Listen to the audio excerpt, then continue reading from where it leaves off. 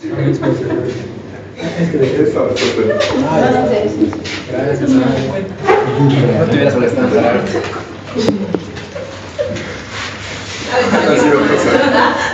Oye,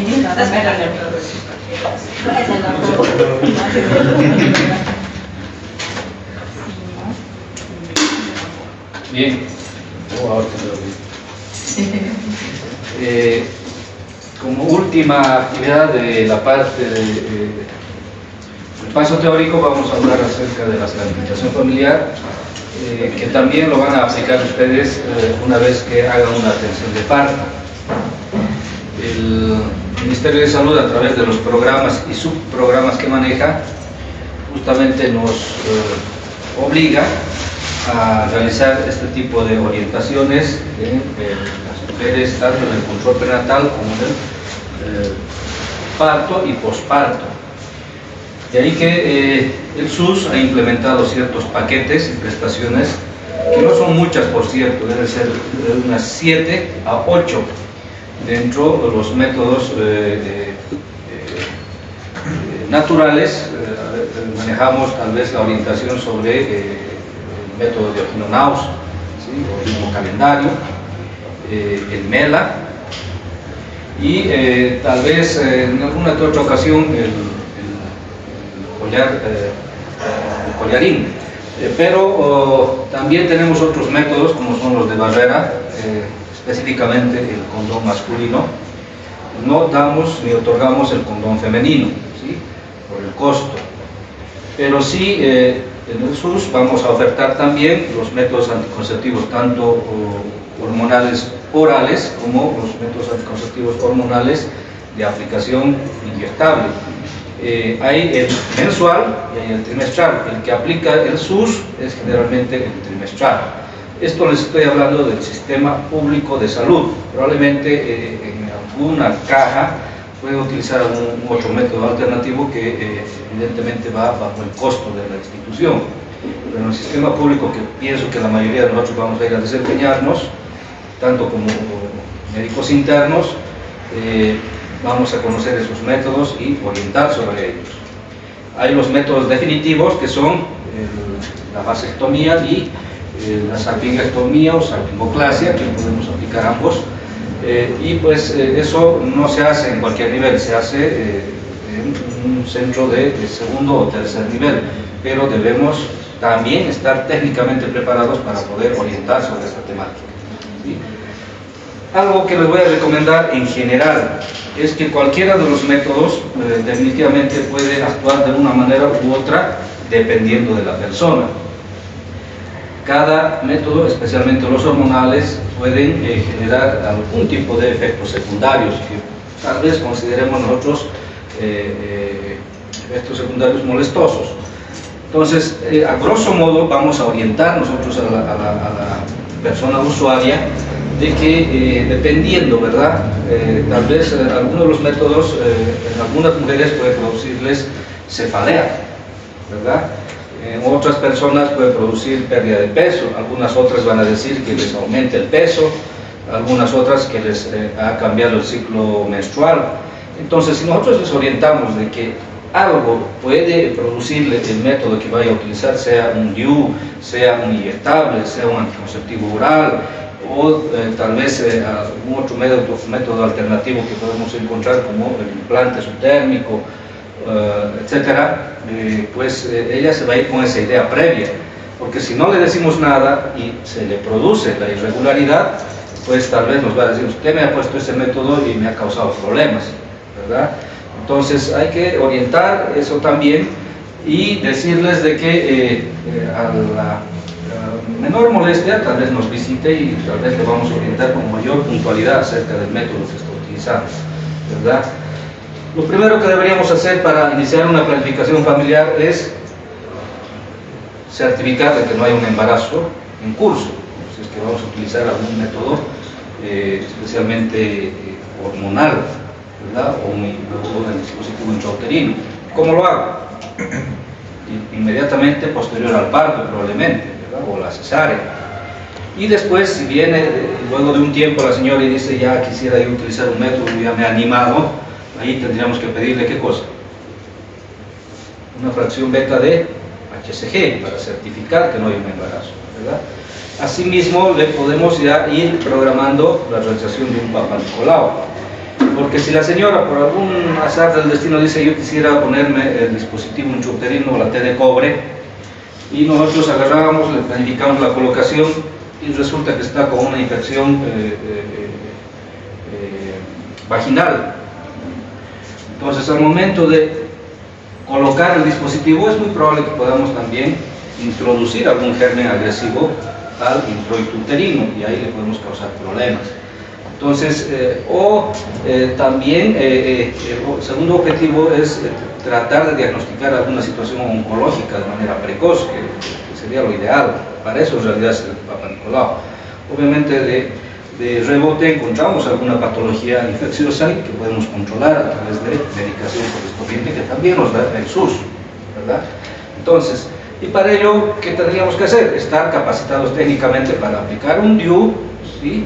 Para realizar un Papa Nicolau y obviamente conocer sobre los métodos de planificación familiar. Aquí vamos a conocer desde el concepto seguramente, qué es planificación familiar, para qué sirve y en qué momento se aplica, ¿verdad? Yo les estoy reiterando, vamos a poner en la historia clínica después del parto, nuevamente, apego precoz, ¿sí? Vamos a poner alojamiento conjunto, vamos a poner lactancia materna a libre demanda y vamos a poner orientación sobre lactancia materna y orientación sobre métodos de planificación familiar.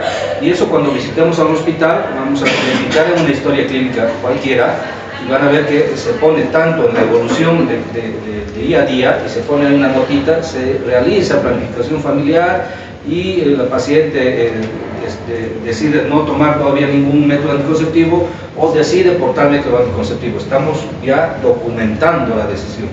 Y ahí tiene que poner su dedo, ¿no? O su huella dactilar, o tiene que poner su firma para que quede constancia documentada de que hay la aceptación o rechazo de la utilización del método. Eso se llama consentimiento informado, ¿sí? Entonces ya estamos cumpliendo con lo que nos exige la normativa respecto al manejo de la planificación familiar en ese documento que se llama historia clínica. ¿Está bien? Y para orientar obviamente tengo que conocer. Además ustedes se van a convertir en replicadores de la información. Entonces no solamente ustedes tienen derecho a saber sobre planificación, tienen derecho a saber la familia, la mujer que está siendo atendida por nosotros y obviamente el resto del personal tendría que saber sobre planificación para que no hablemos distintos idiomas en la institución. ¿Sí? Adelante, por favor, doctor.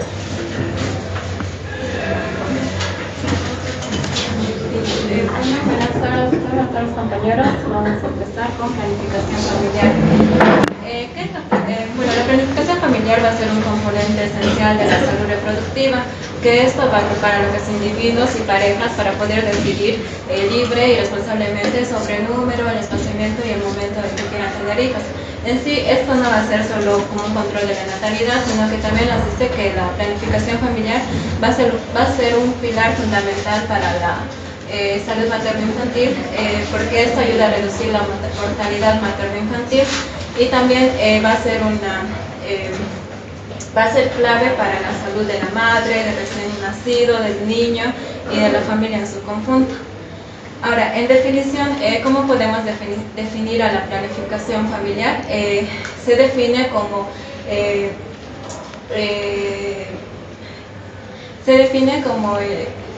la capacitación la capacitación del individuo, la pareja, de poder anticipar y lograr la planificación que tiene, puede tener hijos y el espaciamiento y el tiempo para esto.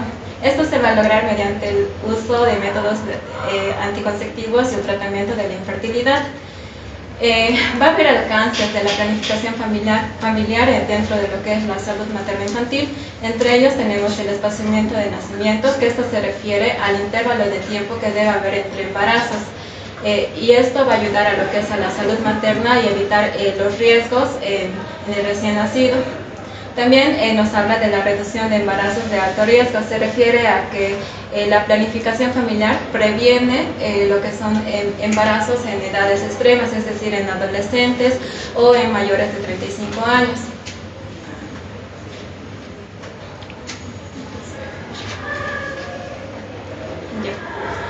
Prevención de embarazos no deseados. La planificación familiar también nos va a ayudar a lo que es prevenir embarazos, abortos inseguros, el cual puede ser un mayor riesgo de mortalidad y morbilidad materna.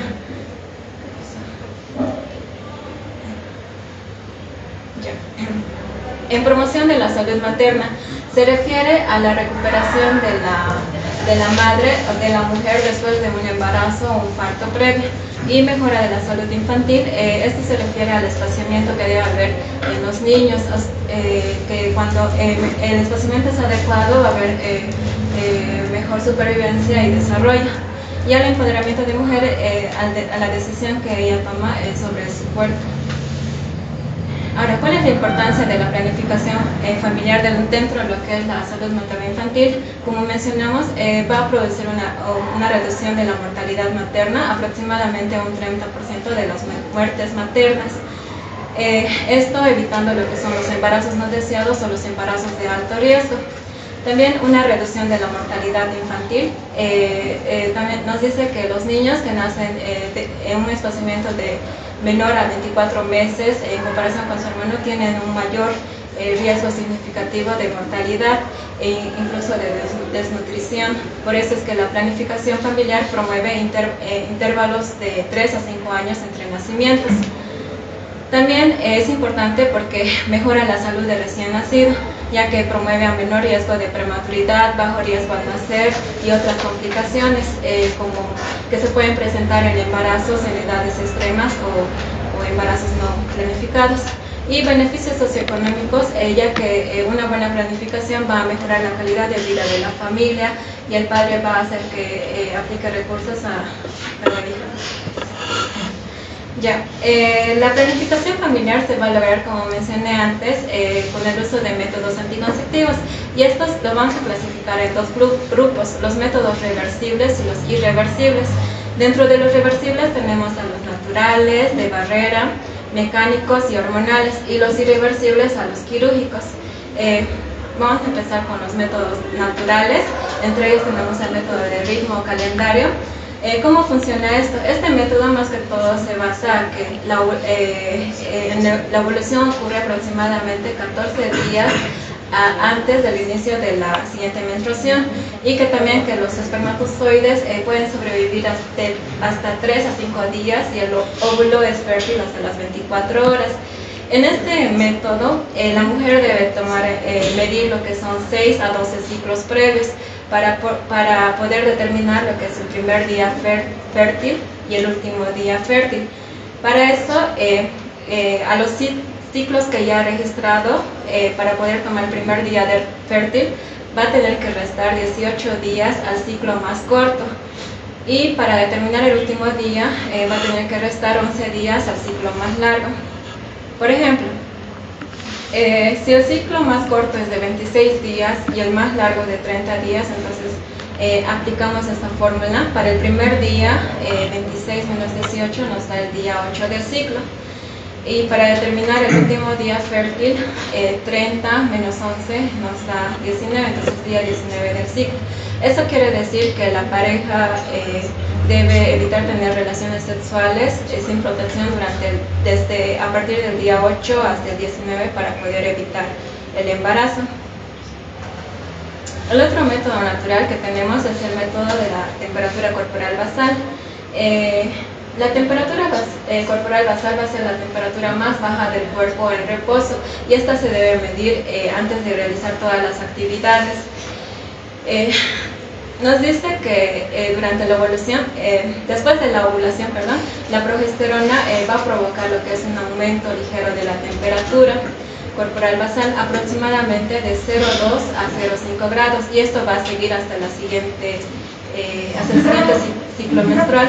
Entonces, para este método, la mujer debe tomar todas las mañanas, antes de realizar sus actividades, la temperatura corporal basal a la misma hora, y posterior a eso tiene que graficarlo y durante una elevación sostenida de 3 días seguidos, ahí va a indicar que está cerca la ovulación. Entonces, a partir de ahí, de los 3 días después, puede indicar que ya está en un periodo infértil y no hay riesgo. El otro método natural que tenemos es el método de moco cervical. Este método se basa más que todo en la observación y en los cambios que produce el moco cervical. Esto puede observarse después de la menstruación, en donde se caracteriza que es en poca cantidad, es seco, es espeso y es pegajoso.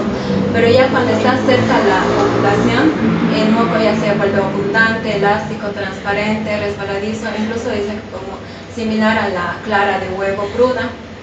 Y en esta época, cuando el moco se encuentra así, es cuando está en el pico de la fertilización, o también se le llama moco fértil. Ya después de la ovulación, por el aumento de la progesterona, el moco se llega a volverse escaso, espeso y pegajoso. Entonces, para evitar el embarazo, la pareja sexual debe abstenerse de tener relaciones cuando el moco cervical se encuentra húmedo o está en el pico de la fertilización. Bien. En cuanto a los métodos de barrera, estos métodos van a ser aquellos métodos que vamos a utilizar con medios físicos para poder impedir físicamente que los espermatozoides pasen hacia el óvulo, entre los cuales vamos a encontrar preservativo masculino, preservativo femenino, que son pues básicamente fundas de material de látex o poliuretano que se colocan sobre el pene erecto, en este caso hablando del preservativo masculino. Este va a hacer que evitemos que el espermatozoide ingrese o entre a la vagina, ¿no?, y pueda fecundar el óvulo como tal. Ahora, la ventaja clave de este tipo de método de Basdera, que es el preservativo, es que es el único que protege contra las ITS como tal, y su eficacia es alta, en un 85% en un uso típico, ¿ya? Ahora, los errores comunes que ocurren en este tipo de método de Basdera es que puede haber una mala colocación, una ruptura del mismo o un uso tardío.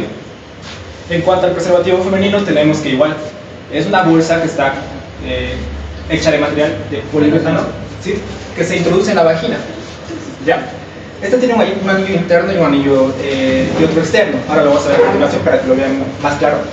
Y la ventaja de esta es que está controlada justamente por la mujer como tal, ¿no? Y también protege contra las ITS, pero no como lo que vendría a ser el condón masculino, ¿verdad? O preservativo masculino. Bueno, entre otros métodos de barrera más que podemos encontrar está el diafragma, el capuchón cervical y la esponja anticonceptiva. En cuanto al diafragma, es una cúpula de silicona que cubre el cuello uterino, se usa como espermicida. El espermicida va a tener sustancias como ser la hialuronidasa y otras más para poder desintegrar lo que vendría a ser o frenar el movimiento del espermatozoide, y se coloca hasta 6 horas antes. Este debe permanecer colocado al menos 6 horas post-coito, luego de culminar la relación sexual, hasta un máximo de 24 horas, ¿ya? Y requiere un ajuste médico y obviamente con receta médica para la utilización del mismo. Es reutilizable y de larga duración al ser de látex como tal, de silicona, ¿no? Y bueno, tenemos igual el capuchón cervical, que es similar al diafragma, pero es más pequeño. Y aquí pueden apreciar en la imagen, aquí hay un error de imagen, podrán ver, pero aquí se puede apreciar cómo es colocado o dónde se ubica justamente el capuchón cervical, y en esta otra imagen, por ejemplo, cómo se ubica lo que vendría a ser el diafragma, ¿no? Ya. En cuanto a este método, se ajusta directamente al cuello uterino por succión del mismo, ¿ya? La eficacia va a ser dependiente del parto previo, es decir, si la paciente presentó un parto previo, la eficacia va a ser menor, debido a la laxitud que tenga ahorita mismo justamente el útero, ¿no? Se puede dejar hasta 48 horas, lo que vendría a ser este método del capuchón, pero no se recomienda porque puede ser antihigiénico como tal. Y bueno, las contraindicaciones en es que es de difícil colocación y difícil extracción como tal para algunas personas. Y el último método y el más novedoso, que es la esponja anticonceptiva. Este contiene un espermicida en su composición, que es el monóxido 9, y también se coloca en la vagina antes del coito. Es menos usado actualmente y por su menor eficacia igual, y por el precio que tiene, y proporciona como tal una protección inmediata, ¿no? Ahora, lo que vendría a ser que tiene un riesgo de que pueda producir un síndrome de shock tóxico si se deja demasiado tiempo debido al material que contiene y a la espermicida, ¿no? Como tal. Es desechable y se desecha después de cada uso este método. Estos son los 5 métodos de barrera, y en cuanto a la eficacia de cada uno de estos métodos, vamos a poder ver que la eficacia mencionada por los libros, por bibliografías de lo que vendría a ser el preservativo masculino es de aproximadamente el 98% en un uso correcto, pero en lo que vendría a ser un uso típico, ya la eficacia general es de 82%, es decir, que pueden haber diferentes errores, o bueno, baja la eficacia debido a la mala colocación o diferentes factores que puedan provocar que haya una dificultad al utilizarlo bien, ¿verdad? De igual manera con el preservativo femenino, la eficacia como tal es de 98% según la bibliografía, pero en un uso típico es de 82%. Seguidamente de lo que vendría a ser el diafragma, que debería de tener una eficacia del 90%, pero en su uso típico tiene de un 73% aproximadamente. El capuchón cervical, de igual manera, tiene una eficacia según las bibliografías de lo que vendría a ser un 80%, pero en el uso típico es de un 71%, 70% aproximadamente. Esa eficacia va a variar de acuerdo al uso, al modo de uso o al modo de empleo como tal, ¿no? Ya, en cuanto a otros métodos igual reversibles, tenemos a los métodos mecánicos. Aquí tenemos al DIU, al dispositivo intrauterino, que es el T de cobre que conocemos. Es un pequeño dispositivo en forma de T que se coloca en el útero. Este va a ofrecer una duración de 5 a 10 años luego de la colocación, con una eficacia de un 99%. Un 99% hay un por ciento que puede fallar, ¿no? Como tal. Este dispositivo, una vez colocado, produce una inflamación local a nivel del útero, por lo cual muchas veces las mujeres cursan con lo que vendría a ser la amenorrea una vez utilizando este método, ¿no? Y ahora, como es un té de cobre, justamente el cobre es tóxico para lo que vendría a ser los espermatozoides, por lo cual impide que estos puedan avanzar más, por lo que impide la fecundación del útero, del óvulo. Y ahora, este método es dual, es un método tanto mecánico como también hormonal, el DIU intrauterino hormonal. Este es un DIU, una T de cobre, que libera en este caso una hormona que es el levonorgestrel. Tiene un efecto doble, desea lo que vendría a ser el moco cervical, impidiendo así que el espermatozoide siga su curso, ¿no? Como también adelgaza lo que vendría a ser el revestimiento endometrial. En cuanto a la duración de este método anticonceptivo, es menor que el otro. Este tiene una duración de 3 a 5 años y bueno, la eficacia igual sigue siendo de un 99%. Y aquí tienen un poco del mecanismo que emplea, que es el adelgazamiento del endometrio, espesar lo que vendría a ser el moco cervical para que el espermatozoide no pueda moverse, lo cual va a impedir que se dé una fecundación como tal, ¿no? Ahora, algunos autores incluyen a este DIU hormonal dentro de lo que vendrían a ser los métodos mecánicos, pero estrictamente se dice que pertenece a los métodos hormonales debido a que se utiliza una hormona como tal en este método, ¿no?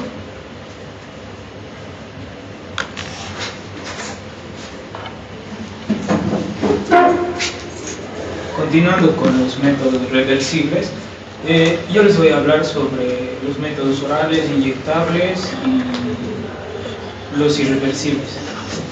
Los métodos reversibles son de alta eficacia, están basados en hormonas del estrógeno y la progesterona o el progestageno. ¿Cómo funciona? Estos van a inhibir la ovulación, inhibiendo lo que va a ser la hormona folículo estimulante y la luteinizante, por un proceso de retroalimentación negativa. También van a producir lo que es espesar el moco cervical y también van a alterar lo que es el endometrio, es decir, lo van a volver menos receptivo hacia la fecundación y la implantación. En los métodos anticonceptivos orales nos dice que son pastillas que se toman diariamente. Dependen mucho de la adherencia del paciente, puesto que si llegan a fallar, aunque un día, el tratamiento ya no sirve. Hay tipos, pueden ser combinados con estrógenos o progestageno, o también solo progestageno, y tiene una eficacia del 99%, pero eso depende de un uso perfecto. Aquí podemos ver un blister de las hormonas, donde vemos que tienen 21 pastillas que van a estar compuestas por hormonas de estrógeno, progestageno, y otras 7 pastillas que simplemente van a tener un efecto placebo. Entre sus ventajas vemos que regulan el ciclo menstrual, van a disminuir lo que es la dismenorrea, son de fácil acceso, y entre sus desventajas nos dice que requieren el uso diario, como ya les comenté, y el tratamiento es muy... Cuando la paciente se olvida, disminuye mucho su eficacia, es decir, es nula. Los efectos secundarios pueden ser náuseas o cefalea, o incluso a veces algunas hemorragias interciclos. En los anticonceptivos inyectables vemos que son hormonas administradas por inyección. Los tipos pueden ser mensuales o trimestrales. Los mensuales generalmente son combinados con estrógenos y progestageno. Los trimestrales son solo de progestageno. Ejemplo importante del acetato de medroxiprogesterona. La ventaja de los trimestrales sobre los mensuales obviamente es el tiempo, ¿no?, que se administra cada trimestre y los otros cada mes, pero también nos dice que cuando, por ejemplo, las inyecciones mensuales tienen que ser administradas el mismo día cada mes, pero pueden tener una falla de más o menos 48 a 72 horas y aún pueden tener un efecto. En cambio, las trimestrales pueden tener una falla de hasta 2 semanas, pero se tiene que tener un margen de seguridad de 7 días, es decir, en esos 7 días tendrían que utilizar otro método anticonceptivo para evitar el embarazo, ¿no? En la imagen podemos ver la inyección más utilizada, el Depo-Provera, que son 150 miligramos que se puede inyectar ya sea vía intramuscular o subcutánea. Entre sus ventajas nos dice que no requiere el uso diario, son de alta eficacia, son discretos, y entre sus desventajas provoca alteraciones menstruales, especialmente el trimestral puede provocar amenorrea, provoca también aumento de peso y retraso en el retorno de la fertilidad, es decir, después de la suspensión de la inyección, la fertilidad puede tardar entre 2 a 3 semanas al regresar.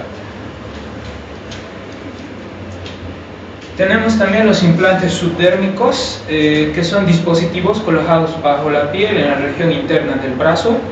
Tienen una duración más o menos de 3 a 5 años. El ejemplo, el etonogestrel. Estos implantes son de un material, de un polímero, creo que es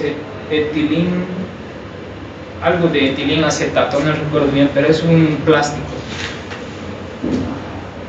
Entre sus ventajas es de muy alta eficacia, más o menos el 99%, es de larga duración, como les dije, de 3 a 5 años, no depende de la usuaria, es decir, va a empezar a dar pulsos de progesterona solito. Las desventajas va a ser que va a provocar sangrado irregular y va a requerir a un personal capacitado para la inserción y el retiro del mismo. Entre las contraindicaciones generales de los anticonceptivos orales, inyectables y los subdérmicos va a ser el embarazo, la trombosis, el cáncer hormonodependiente y enfermedad hepática grave. Además que estos pueden llegar a provocar osteoporosis. En los métodos irreversibles, que son métodos permanentes que van a impedir la reproducción en forma definitiva, requieren una decisión informada para la pareja y tienen que estar indicados en personas que ya no deseen hijos. Los principales métodos irreversibles va a ser la ligadura de trompas y la vasectomía. En la esterilización femenina, el procedimiento va a ser la oclusión o corte de las trompas de falopio. El nombre del procedimiento es ligadura de las trompas. Aparte de eso, también existe la salpingectomía. El mecanismo evita el encuentro entre el óvulo y el espermatozoide. La técnica en la mujer nos dice que puede ser de corte, ligadura, electrocoagulación, colocación de clips o anillos, y puede realizarse por laparoscopía o minilaparotomía. Y esto generalmente se lo hace en la región más delgada de lo que va a ser la trompa, que es el istmo. Entre sus ventajas es permanente, tiene muy alta eficacia, mayor al 99%, no requiere seguimiento, y entre sus desventajas, el procedimiento es quirúrgico, obviamente es invasivo y tiene sus complicaciones, y es de difícil reversión. Además, como dije, tiene riesgos quirúrgicos, puede presentar infecciones, hemorragias y otros tipos de complicaciones. Además, puede haber la posibilidad de fallo. También puede dar predisposición al embarazo ectópico, no protege contra las ETS, esto en relación a todos los métodos anticonceptivos que hablé, ninguno de ellos protege contra las enfermedades de transmisión sexual, y también puede haber un proceso de recanalización espontánea. En la esterilización masculina, el procedimiento es corte de los conductos deferentes, el nombre es la vasectomía. El mecanismo va a ser que impida el paso de los espermatozoides al semen. Las características de la vasectomía: es un procedimiento ambulatorio, es decir, en el día el paciente ya va a estar en su casa. No afecta la función sexual, es decir, no le va a afectar a su erección, ni a su eyaculación, ni a su libido. El semen sigue produciéndose, como digo, ¿no? Pero sin espermatozoides. En la cirugía, lo importante es primeramente realizar lo que es la localización y individualización del conducto deferente en la región anterior de lo que va a ser la bolsa escrotal. Luego se realiza la sección, sellado y sutura de los dos extremos del conducto deferente, y finalmente se cierra la herida y hay una cicatrización final. Entre sus ventajas es muy sencillo, es más sencillo que la ligadura, tiene menos riesgo porque es menos invasivo. Entre sus desventajas, no es inmediata, ya que requiere control. Si no me equivoco, requiere de un examen específico, espermograma creo que se llama, para poder otra vez activar sus relaciones sexuales. Tienen que tener un margen de seguridad de 7 días, y como dije, es de difícil reversión, puede generar arrepentimiento, y las consideraciones importantes en estos es, como dije, no protegen contra las ITS y requiere consentimiento informado. Debe evaluarse también el deseo de reproductividad en el futuro de parte de las dos personas que conforman la pareja. Eso es todo, gracias. Un aplauso para el grupo. Ahora sí, aplausos.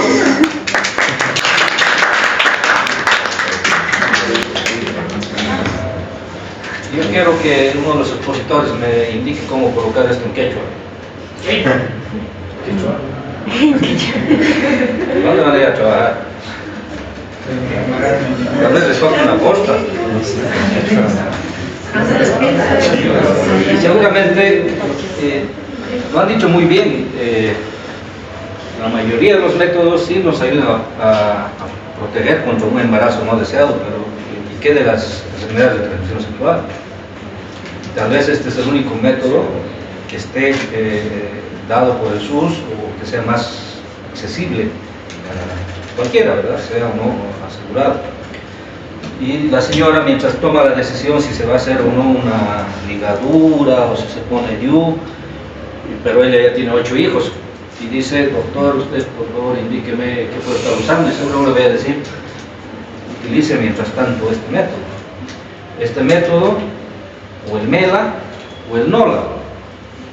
Cualquier método combinado con el NOLA es buenísimo, ¿no? Para evitar un embarazo o una enfermedad de transmisión sexual. ¿Conocen el NOLA? Recientemente está descrito, ¿no?, en la literatura. ¿Qué literatura? No la metas, ¿no? No lo de la pata, no, precisamente. Entonces yo, tengo que explicarlo y definitivamente es la mujer la que viene a buscar la orientación. El varón puede ser que acompañe alguna vez, pero es la señora que va a venir. Me han hablado muy bien del condón, doctor, pero ¿cómo se usa? Es muy probable que aquí en esta sala hay muchas personas que no sepan usar adecuadamente un condón. Es muy probable. ¿Sí? ¿Y esto qué se llama? ¿Ah? ¿Pilín? ¿En quechua qué se llamaría?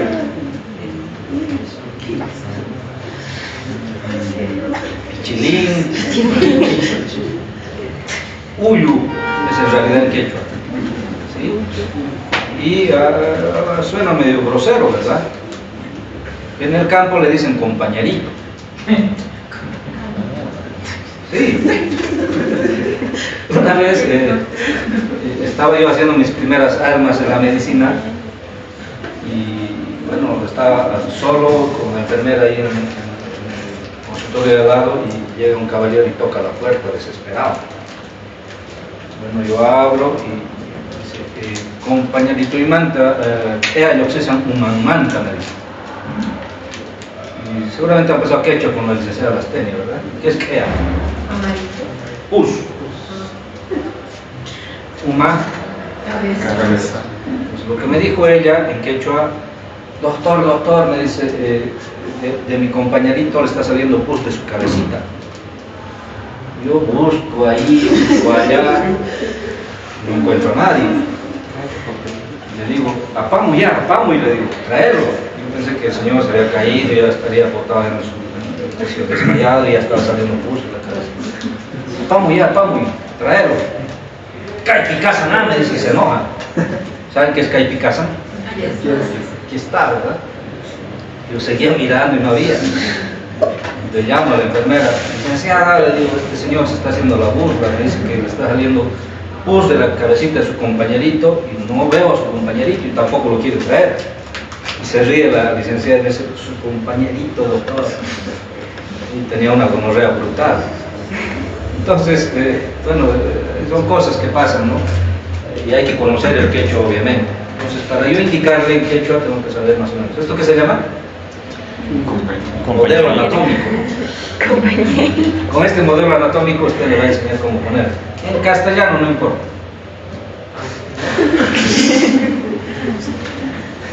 ¿Qué cosa es lo primero que hay que certificar? La fecha de vencimiento. Fecha de vencimiento, correcto. Y la señora es del campo, probablemente tenga dificultades, ¿no? ¿Quién le va a otorgar el condón? Nosotros tendríamos que darle algo que sea válido todavía, ¿sí? Y seguramente en el servicio vamos a verificar, nuestra licenciada nos va a dar, qué sé yo. Segundo, ¿qué tenemos que verificar? Que no haya aire. Que esté la almohadilla de aire, ¿verdad? Y segundo, buscar qué cosa. Generalmente tiene una rendijita por ahí que nos va a facilitar el corte. Pero a veces no hay, ¿y qué hace el individuo? Agarra con sus dientes, ¿no? En el afán, agarra con lo que puede. O la dama agarra con sus uñas y lo perfora. Hay alto riesgo de que me esté produciendo una situación particular en el condón que pueda concurrir posteriormente en un embarazo no deseado. O sea, hay que tener mucho cuidado en manipular este elemento. ¿Qué más? Abren. Con su dieta, doctor. Ahí quiere. Mentira. Duro, ¿no? ¿De qué generalmente será el condón? ¿De qué material? Látex. Látex. Y el látex dice, puede producirnos reacciones Alérgicas. en algunos casos muy contados, pero en esa situación habría que evitar usar, ¿verdad?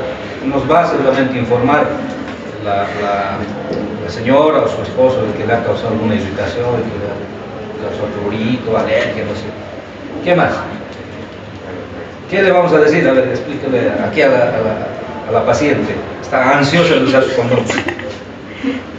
Que tiene que revisar primeramente que no haya que tenga aire por dentro, la fecha de vencimiento, y abrirlo de manera adecuada para no provocar una rotura del condón o una perforación. Luego de ello tienes que sacarlo delicadamente. Creo que sí. Sí, está bien. Ya. ¿De qué lado tiene que estar el capuchón? ¿Hacia abajo o hacia arriba? Hacia arriba. Eso. Seguidamente tiene que usted colocarlo en el pene erecto de su pareja, en caso de ser varón. Exacto. Es difícil, ¿no? Sí, claro. ¿El lubricante va adentro o ¿Qué? el lubricante de adentro va adentro o va afuera?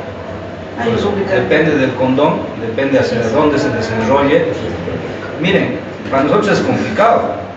Imagínense cómo le vamos a orientar, ¿no? Pues habría que verificar a qué lado está para desenrollar. Sí, hacia lado. Hacia arriba. Entonces verificamos y evitamos que haya una burbuja de aire. Entonces tenemos que comprimir la parte del capuchón, ¿verdad? ¿Cómo vamos a hacer? Sí. Ya.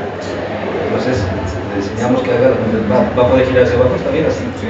No. Al revés. Está al revés. Ese es un error. Y en los errores se aprende, ¿verdad?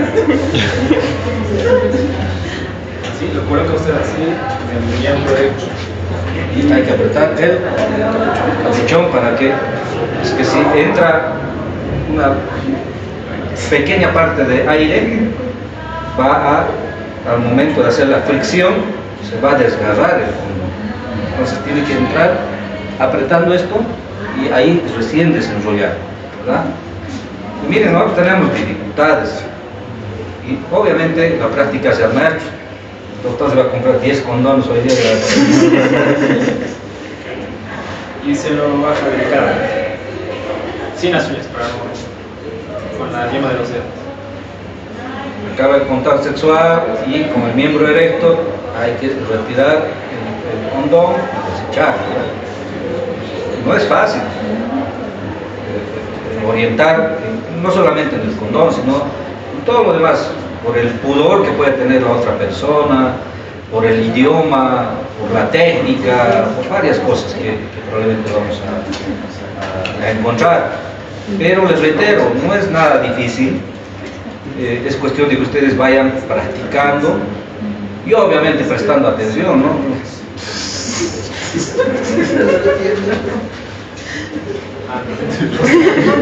Paso a adelantarte, Alberto.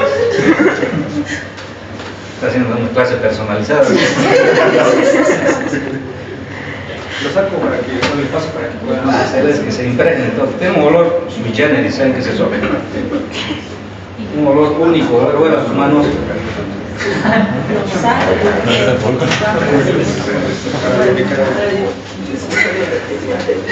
Ah, no, afuera.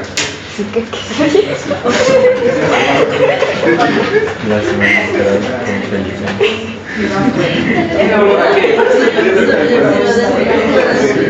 Ya, vaselina, dice el doctor. ¿A qué tiene olor eso? Es confuso. ¿A qué huele? Condón. A neumático quemado, tal vez. Pues cuando les digan vamos a quemar llantas, ya saben a qué están yendo.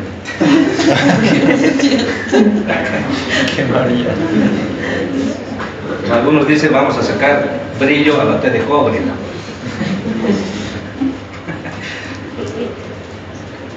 Yo no voy a arriesgar a usar eso.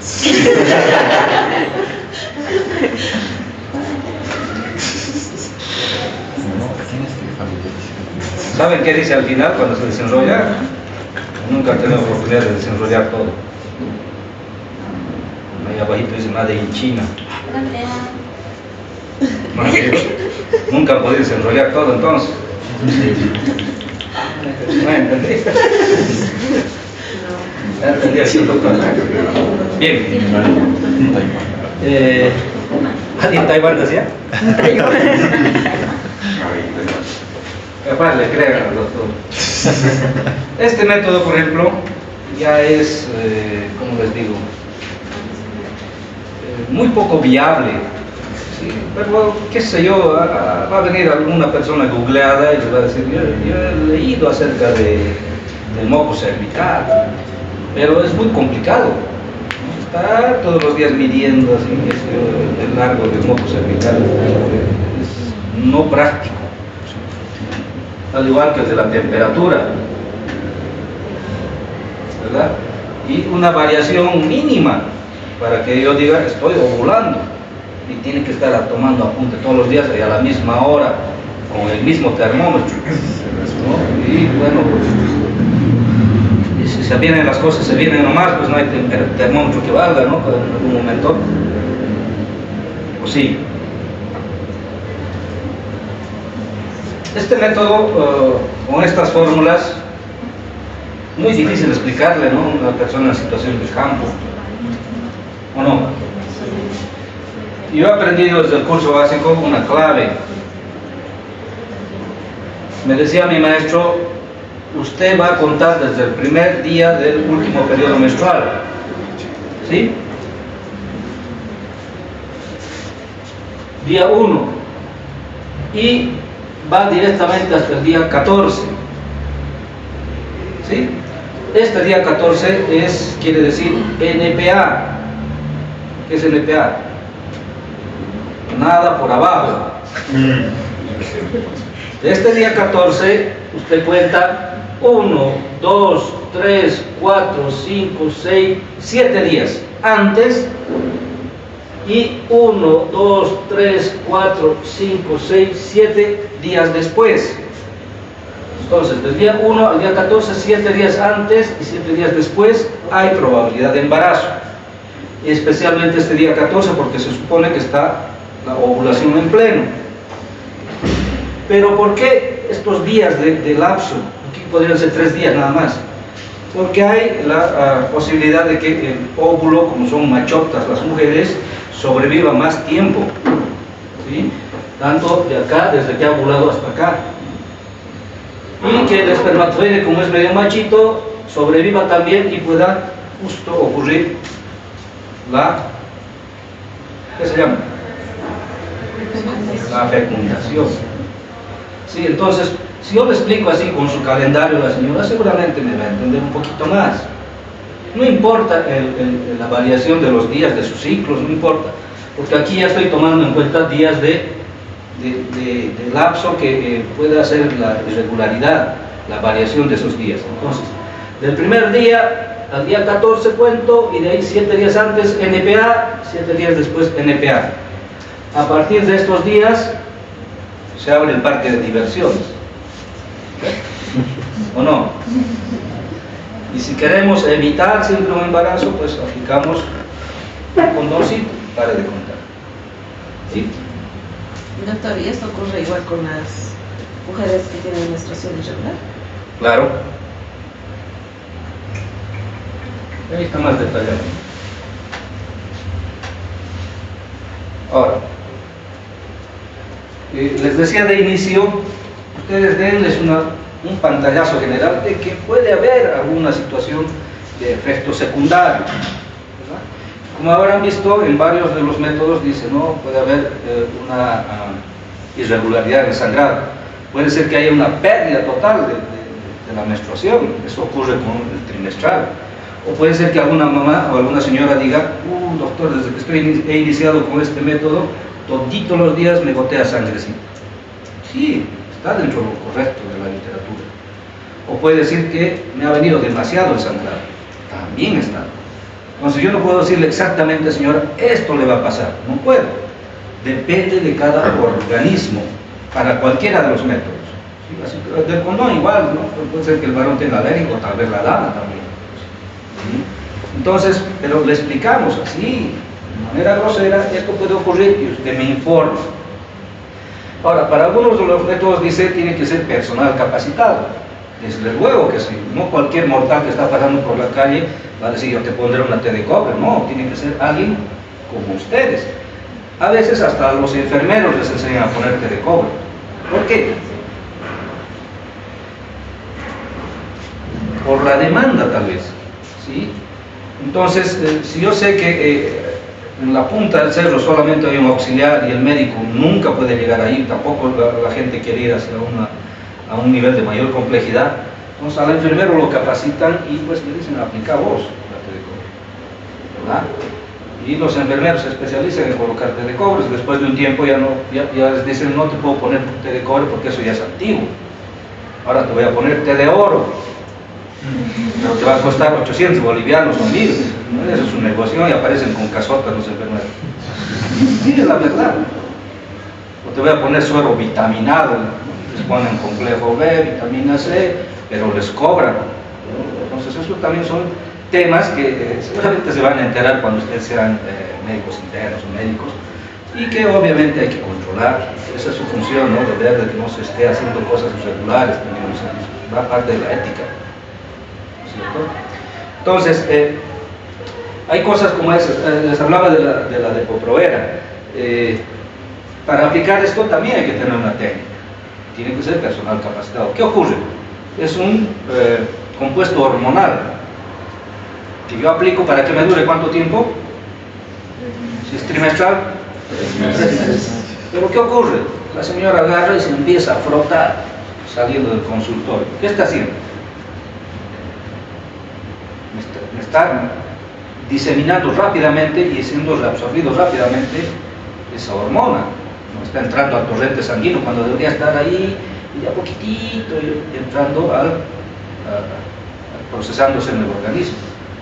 Y se frota y hace que su efecto anticonceptivo se pierda en menos del tiempo que estábamos esperando, de 3 meses, ¿verdad? Y puede que esté después embarazada cuando deje de utilizar. El doctor, ¿cuánto decía de 2 semanas. ¿Ustedes creen que solo 2 semanas? Caso clínico, paciente de 28 años que ha estado usando 1 año y medio de Depo-Provera, de trimestral. Resulta que su esposo decide tener un hijo más, le obliga a suspender el método, ¿verdad? Y la señora se pone en campaña día y noche para tener un hijito más. Resulta que no se puede embarazar. ¿Qué ha ocurrido? Dura hasta 2 años probablemente ese efecto anticonceptivo. ¿Por qué? Porque se ha ido acumulando la hormona y de a poquito se sigue liberando. Entonces, hasta 2 años. ¿Qué va a decir esa mamá cuando venga, o esa señora cuando venga a visitarles? Doctor, usted me ha dejado estéril. Eso les va a decir. Pero si yo previamente le he dicho, señora, mire, para retornar a la fertilidad, después de utilizar este método, tal vez va a tener que esperar 1 año, 1 año y medio, hasta 2 años. Tengo que avisarle. Ahora, si no ha usado mucho tiempo, probablemente sí se reactive en menos de ese tiempo, pero a veces hasta 2 años ocurre la imposibilidad de embarazarse, y así no se hacen designados. Respecto a los métodos definitivos, ahí decían que tenía que tener consentimiento informado. ¿Es verdad o no? Pero la dama es la dueña de su cuerpo, ¿o no? Doctor, Sí. ¿y si es trimestral, tiene algún efecto secundario de nuestra engordar? Escuché que decía Por eso, engordar. es persona dependiente. Es persona dependiente. Algunas dicen, doctor, mire, estoy en los puros huesos después de que usted me ha puesto la Depo-Provera. Y otras dicen, he empezado a engordar. O sea, es dependiente de la persona, ¿verdad? No podemos decirle, a usted le va a proceder esto y esto, así, de manera taxativa. No, depende de cada individuo o de cada individua. Ahora, los métodos definitivos. Si la señora ya tiene su paridad satisfecha y dice, por favor, hágame ligadura de trompas. El médico, en nuestro contexto machista, dice, que firme el marido más. Y el marido dice, no, si yo le hago ligaduras me va a ser infiel, y no quieren firmar. Pero la señora ya tiene 8, 10 hijos, y su cuerpo se está deteriorando, ¿no? Aumentan los factores de riesgo, ¿no? Una hipotonía, una atonía, se están descalcificando, ¿verdad? Entonces son problemas que nosotros tenemos que poner en la balanza. Si ella dice quiero, pues habría que acceder, pero el médico ginecobstetra, qué sé yo, dice no, si no hay firma no le voy a hacer la ligadura. pero no estamos yendo bien. Lo propio ocurre con el varón. Si yo les pregunto a ustedes, suponiendo que tienen paridad satisfecha, si se haría la vasectomía a ustedes. Hay uno que otro valiente dice, sí, no le meten. Pero le meten, deciden sobre su cuerpo, ¿verdad? O le pedirían permiso a la dama. ¿Cómo es? ¿Me hago o no me hago? Y después dice, no, me vas a hacer infiel. Ahí dicen, no, yo estoy decidiendo sobre mi cuerpo también. Es lo mismo, ¿verdad? Entonces, pero al varón casi nunca le piden consentimiento informado de su pareja. No he visto. ¿No? Porque justamente somos un contexto machista. Hace poco he leído un artículo de... ¿conocen el cianocrilato? Sí. Es un potente adhesivo que combinado con una pastilla de ASA, ácido acetil salicílico, ayuda a prevenir embarazos no deseados. Pues uno agarra el cianocrilato, pone acá, pone la pastilla a los dos lados y lo pega. Muy buen efecto. Ahora sí en serio.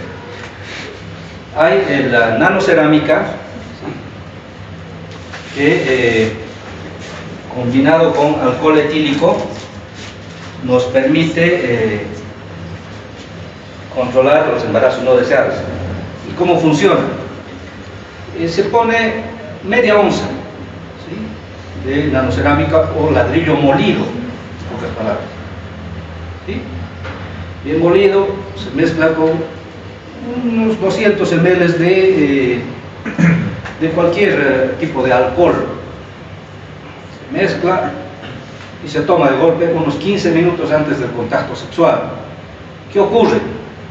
Ingresa al estómago, microvellosidades absorben ese alcohol con la nanocerámica, ingresa al torrente sanguíneo, se dirige directo a los órganos sexuales, ¿sí? Y ahí los espermatozoides se emborrachan y se matan a ladrillazos, por lo tanto no existir un embarazo. Me ha gustado su atención. Nos vemos la otra semana.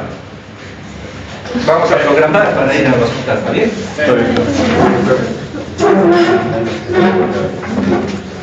Nunca había visto tan cautivados